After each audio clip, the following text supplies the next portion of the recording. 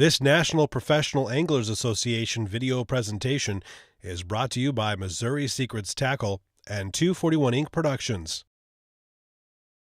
Hi, my name's Tyler, and we're from Brainerd. And the question I got is like when you guys are looking for people to sponsor, what sets you apart from the other people?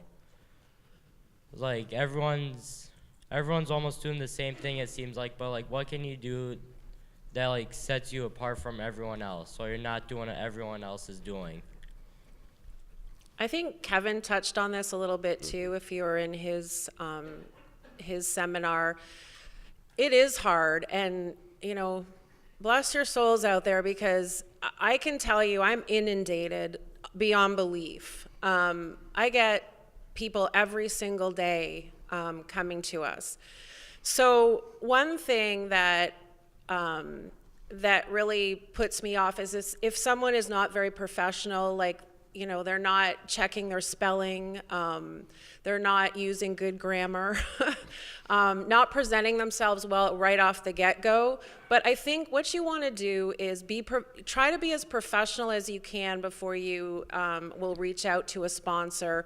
And again, make it easier on yourself by perhaps having a dealer that'll endorse you, or a boat company. And if you even can't get that far, I'd say go right to the dealer level, because that's something that will literally get my attention faster, is if I have a dealer that believes in you.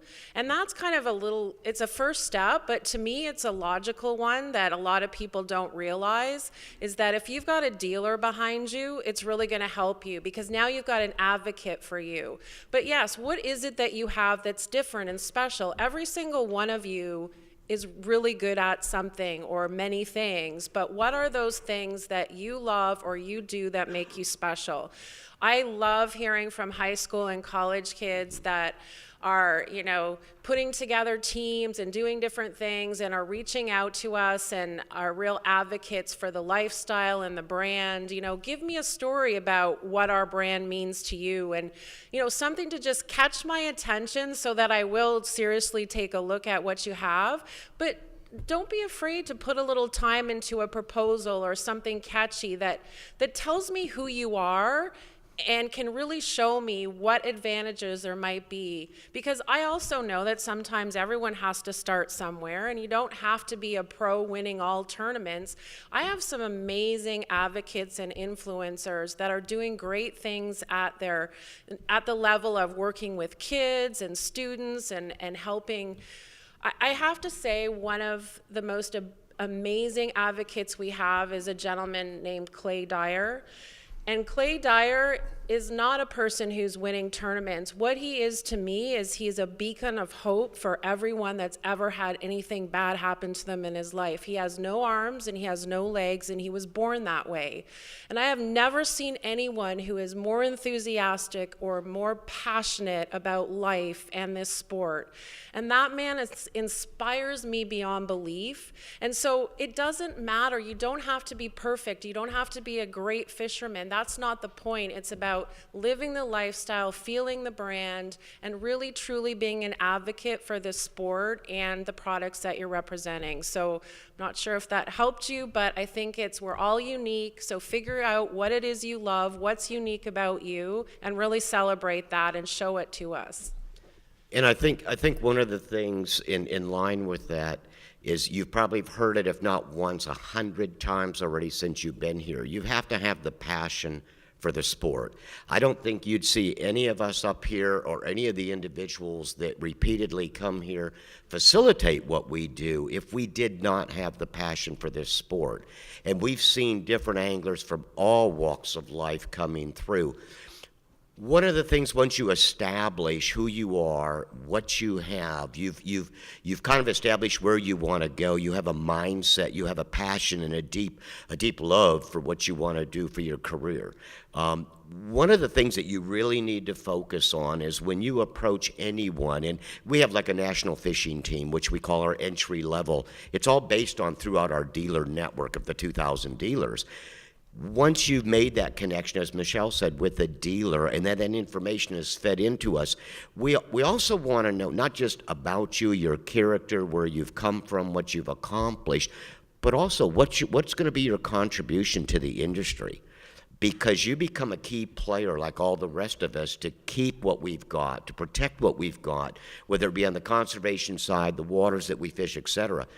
But you've also got to turn around, and we need to know where your contributions are going to be to become part of this larger group, this larger team. From my perspective, and I think all of you know, this is a business, right? So any business to be successful has to have a plan. So plan out what you want to do and what you want to be within the industry. Have a real plan. I like the idea that they've talked a number of times about having a dealer. From my perspective, I need a measurable at some point, right? We've said it before. The idea here is to sell more stuff, right? More of my products going into the angler's hands. And from you attaching to a dealer, I should be able to measure that. Also, when somebody comes to me and they know my product already, before they've even engaged me one time, and they talk about specifics on a rod, right, or a specific series that we have and how it does help them, that catches my eye. And then I'll echo a couple of sentiments that they said about brand. I would say, why? Why St. Croix above any other of the brands that are out there? Because as my advocate, which you would be, I need to know why you want me to be partnered with you. Perfect. Any other questions here? Got plenty of time yet. Who's coming behind you there? Hey, Joel Nelson, Cannon Falls, Minnesota. I just had a quick question. You're a ringer. No, this is not a heckling job. This is for real.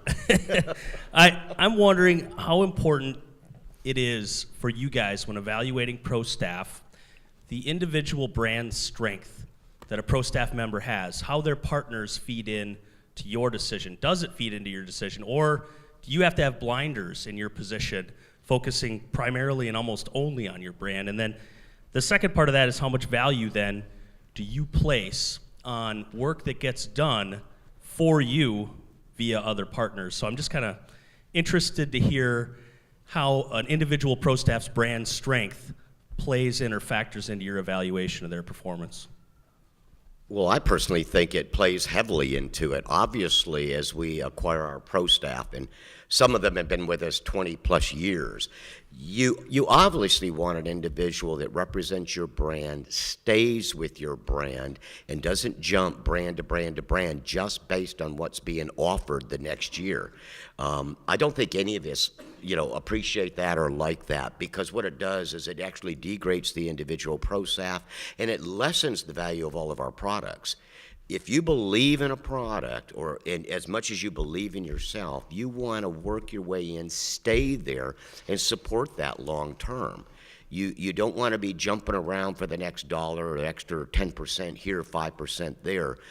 Just like we support the anglers, whether they have a good year or a bad year. I mean, it's a full relationship. It's like a marriage. I mean, you're in this for the long haul. And so I think when it comes to the brand, you want that brand loyalty as much as we want to support you the same way back. We would rather have a smaller team with dedicated individuals that understand the message, to support the product, believe in the product, to carry that forward, than be jumping around and changing pro staff every couple, 2-3 years. Are you talking about a person's individual brand, like KVD's brand? Okay, because I was getting a little confused there, because that to me is a double-edged sword a little bit. Mm-hmm.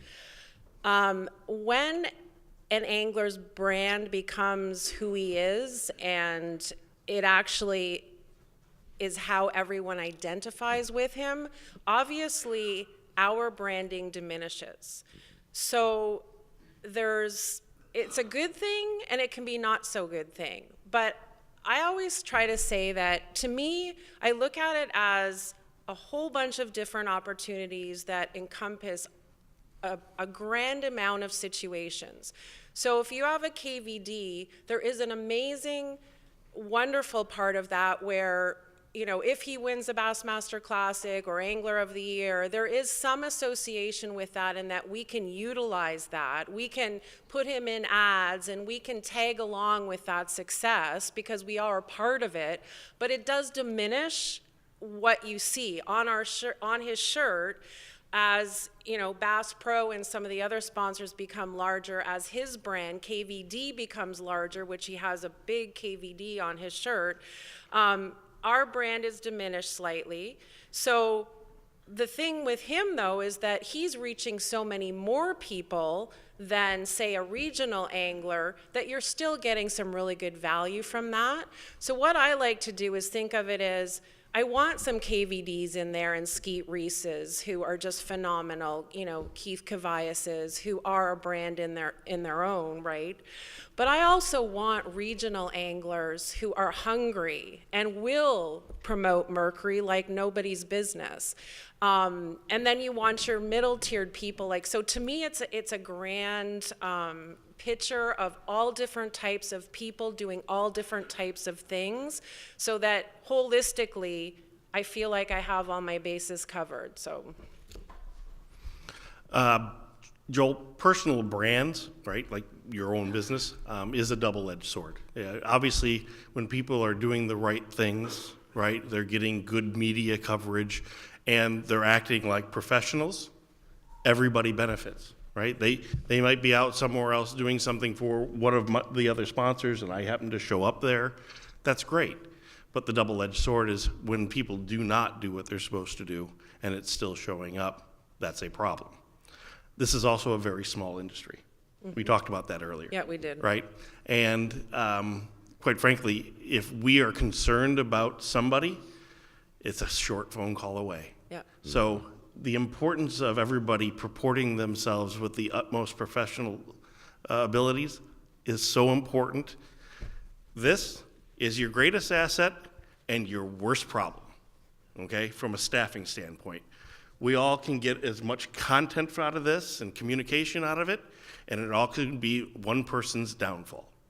Because the first time that you use this and you do something that's untoward to any brand, I don't care if you've got 5, 10, 15 on there, I see that, I don't want anything to do with you when you're not acting like a professional when you're on this particular device.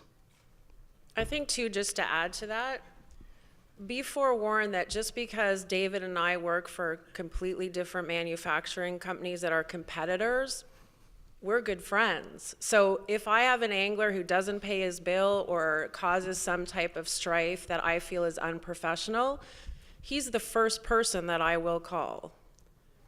And likewise, from my standpoint, when there's something going on or something's happened, or there's a pro staff that's, let's say, no longer going to be on my team, the first person I call is Michelle. If it's detrimental to the industry, to our products, and to manufacturing, and all of the sponsors, we have a tight little communications group that communicates with each other, because it's, as Jesse said, it's a very small industry, and we're very protective of our industry and the staffing and the sponsors that are involved in it. So it's a very, as he said, this can be your best friend or your worst nightmare right here. And I think just one final thing to add to that, it's okay to change sponsors. Yeah. Life happens, we get that. You don't have to feel bad because it's a business decision. And if you have an opportunity that is better for your family and for your business, I completely understand that. All we ask is that you be professional about it. And that comes down to character. And with Absolutely. It being such a small industry, just, that's a really good tip that I could give you. Be professional. Just, send me a note, say, look, some circumstances have come up. I've got some other opportunities. Want to thank you for everything. Be very nice about it, nicer than maybe you have to be. But I get that. What you don't want to do is burn bridges. Because what goes around comes around. And if I have an angler who's rude and I know that we are going to, part ways, I will actually even let David know what my experiences are. He may still decide to go with that angler or whatever, but the thing is that just be professional about it. It's okay, don't feel bad about it. It's a business decision and life moves on. And you know what? I always welcome people back if they've done they've been professional about it and things change again. Don't ever burn bridges, don't close doors, just be professional. Yeah, we have one back here. Did you have a question? My name is Kyler Shumnack from Milwaukee, Wisconsin. I want to thank you guys for taking time and your willingness to answer our questions. My question is relating to social media. Obviously, it has revolutionized the value of a pro staff. So it also created opportunity for anglers to have a greater reach with promoting products. But it has also created the opportunity to inflate numbers artificially, for lack of a better term. So when you're looking at applicants to your pro staff, how much do you investigate the applicants' social media presence and their effect in being a social media presence? We hear you loud and clear. And you heard mentioned earlier in some of the different seminars that were going on, Angler Track. We've been working with Graham and his organization for 3 years now and have come up with a matrix where we look at every one of our pros, all their social media, their tweets, their Instagrams, etc. We have, and there is a system that has been developed that allows us to track any individual angler and where those likes and those uploads are coming from. So kid yourself not, there is a way to decipher whether or not an individual is buying himself his numbers to increase his numbers. We're well aware of that. That's been known for years. But there is systems in place that allow us to do that. I would hope that none of our anglers would ever go down that road, because in our contracts it spells it out explicitly what the ramifications are. It can be done, but there's so many new systems in place and it changes every day. We can catch it in an instant. But beside that, the social media aspect is one of the greatest things that we've got that any angler has at their fingertips, because you can move that needle either way you need to based on your sponsorships of everybody that you're involved with. And it is a great tool to promote each one of our products and all of our messages that we have out there. I mean, everybody's followers, if you've got 1,000, and 2 or 3 of yours have 1,000. I mean, that number just magnifies itself. But we follow that very closely on a weekly basis with every one of our pros. Yeah, I think we're along the same line. It's still new technology. There's still a lot of new things coming out. We're associated with Pro Chatter. There's a lot of ways that, number one, we're trying to help our anglers, but number two, tracking and metrics is becoming more and more important. So as new technology comes out and new programs and ways that we can track, we have agencies that are basically in the trenches when it comes to all that technology and what's available. And so we're always looking at it. The one thing I will say with social media, just while we're on the subject, is it can be great and it can ruin careers. And this year, I went through a span for about 3 months where almost every single week we were getting complaints and letters in on a specific individual, and a new one every single week, where you're representing companies because you've chosen to do that, but they're not separating their personal life from their professional life. And as has been said earlier, once you click and that goes up, it's up. And it doesn't matter how fast you take it down, it's there somewhere. And we have literally had to disassociate with some incredible people this year, which just breaks my heart. I should say last year, not this year, that have been with us their whole careers because they posted something on social media that they thought was funny or cute, and it literally offended people because they had children that they were asking at seminars to like their pages. So just be very, very careful about what you're posting, because we can measure that, and sometimes it's a really bad thing. So just be very careful. Think first before you hit that button. I'll use 3 words. From my perspective: quality over quantity. Make sure that what you're posting, what you're doing, is beneficial not only to you, but the brands that you're posting about. I would much rather see, I mean, we all have hundreds of people that we manage from a staff perspective, right? So think about this. If your job was to promote me 10 times a year and I've got 300 people on staff, that's 3,000 posts that I need to go through. I need to hire somebody else to do that. It's not going to happen. That's why we use ProChatter or AnglerTrack, you name it, right? What I need you to be able to do is to do two things. Post real high quality content for me when you're doing that on your site, and the converse of that is provide me content where I can post on your behalf on my site and tag you. Because I'm going to venture a guess that people are going to see your name a lot more on my site than they'll see my name on yours, just from the sheer volumetrics of it. And one final note that has come up and been real clear from our social media group that we've got internal, remember your friend base that you have on social media, okay? And the reason I say that is you can be upfront. It's kind of the old adage, you know, would you show your mother that post before you hit send? A lot of times what will happen is you will have friends and buddies or whatever that will post something that is very degrading or very obnoxious to quite a few people. Unfortunately, it just appeared on your page. So you want to be real selective on what you have and what you see. I've unfriended so many people that I used to have on here because of some of the stuff that they're posting that's now appearing on my page. I mean, it's just, it can be a great tool or it can be the demise of your whole entire career. So you just got to really watch it and think twice before you make any moves on your social media. We've got time for two more short questions. I've got one up there and I've got one back here. Go ahead, Brian, up there.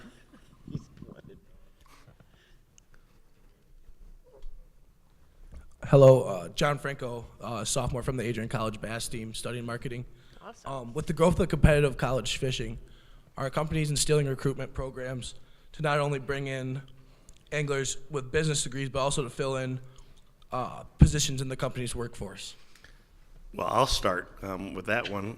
Simple answer is absolutely. When I look at college and high school, and I wish I had a nickel for every time that somebody, unfortunately, who is my age, says, I wish that they had that program when I was in school, right? I see it, quite frankly, as a D league, the developmental league, right? You're in there for business, right, for marketing. But remember, every one of these companies, and I don't care if it's a motor company, a boat company, a lure company, a rod company, we need salespeople, we need marketers, we need business managers, we need logistics people, I need IT people. So don't think that it has to be one specific aspect of the business. You know, it could be any aspect of the fishing business that you get a chance to be in because you get to share your passion. And those are the people that I want to be able to bring on and work with. You know, there's a lot of people out there that are really book smart that, you know, can come out and they don't necessarily know anything about our industry or our business, right? But the people who have passion and smarts are the ones that I want to work with because it's much easier to get them to understand my message and where we want to go with our product line and our brand than it is in trying to bring somebody who doesn't know anything about the industry at all.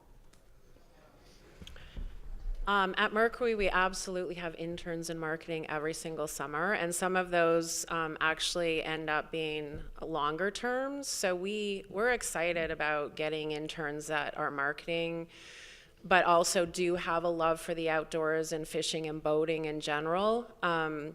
I think the one thing that I found, though, is that sometimes when you have someone who has such a passion for fishing that kind of outweighs their passion for marketing, it actually works a little bit to their disadvantage because our job specifically isn't about technically fishing. We're marketing individuals. For me, I'm a senior sponsorship manager. I look after endorsements, guides, pro staff, tournaments, and events. But the passion around fishing is something that I love, But do I actually get out to get fishing? Not a lot. I wish I could do it more. But I've had people that have come in expecting that everything was going to be fishing and they'd be fishing all the time. And you'll see a lot of fishing, but unfortunately, so it's just kind of keeping in perspective that I always feel I could do my job in any industry, but this is the industry that I have a passion for. So when you can marriage those two things and keep it in perspective, it makes for a win-win situation for the company and yourself. Yeah, I think that's so true. In the years that I've been doing this, how many times have I had individuals, high school or college, that have come up to me and said, you know, oh, gosh, I wish I had your job. I would love your job.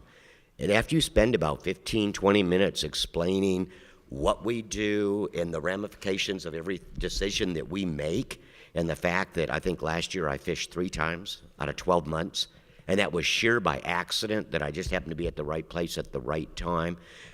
The business generals that we have to work with for the decisions and the things that we do for this industry does not take us down that road, and it is the passion that we strive, that we have, and this is the best industry that I would ever work in. I can be honest with you on that. We do have an intern program within Yamaha where we turn around, and every 6 months there's 12 individuals that come in.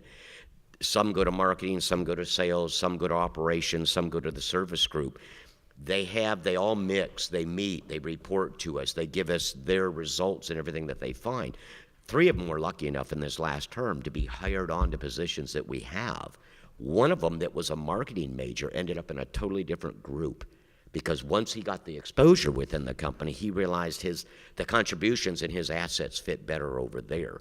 But the fact that you're going in with a mindset that this is what you will use as you develop yourself, whether you become an angler or you actually work for one of the companies in the industry, is a total asset, total asset. And I can guarantee you, any one of us 3 will be more than happy to tell you that there is nothing 9 to 5 about this particular position. It is salaried individuals. That's right. we literally Saturday, 6 a.m. right to 10 or 11 at night, weekends, holidays. It doesn't matter. Remember, if you're reaching out to one of us on one of those days, guess what? We're working. Yeah. Right?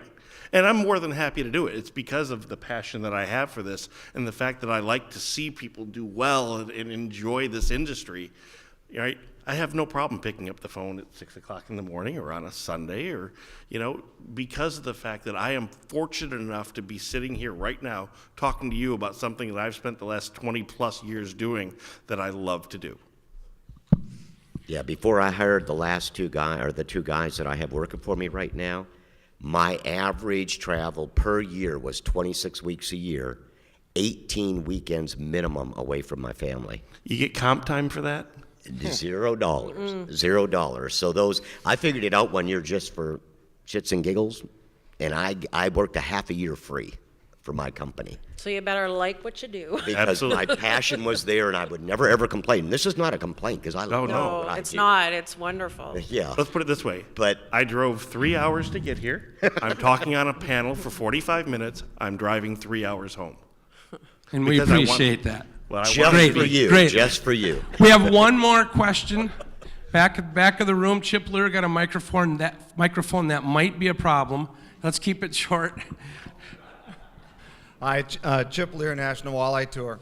As sponsors, what advice do you have for anglers giving sponsor mentions on tournament stages?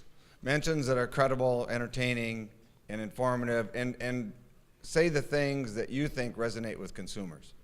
Well, the first thing that I would say is do not get up there and list off your sponsors. I want to thank Mercury and Yamaha and Skeeter and Lead, and don't do that. If you're going to acknowledge any of your sponsors anytime you're on stage, have it be in a real-time, real reference. The worst thing you can do, it's like watching the credits at the end of a movie where they just run. Nobody really wants to hear that. We see your logos. We see all your sponsors. We know who you're representing.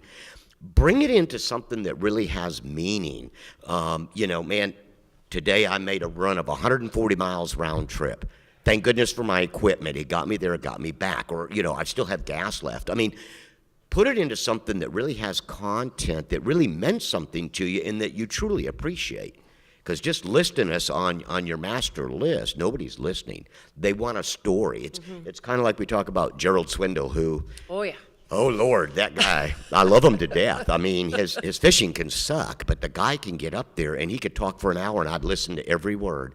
Because he has a way of bringing it all together and making it a storyline and making it interesting. I mean, nobody wants just to see something, thank you, thank you, thank you. They want to feel like they're part of you. Yeah, be engaged. Yeah, I think bringing a personal story into it that's quick and, kind of people can resonate, consumers can go, oh, that's really cool, whether it's fuel efficiency, whatever it is probably the best way to go about it. But, there's sometimes you do want to mention your sponsors, but just try to be creative and lighthearted and just try to resonate with consumers. Yeah, you to their point, you can't do every sponsor every time. Yeah. So again, have a plan when you're going to be on there. If you know you're going to be on stage more than one day, day one, I plan on talking about these. Day two, I plan on talking about these. And do it in a way, to their point, that you're being very engaging. Have a story. I say it from like the pictures that they put on any social media. Make me feel like I'm sitting or standing next to you in the boat and you've won.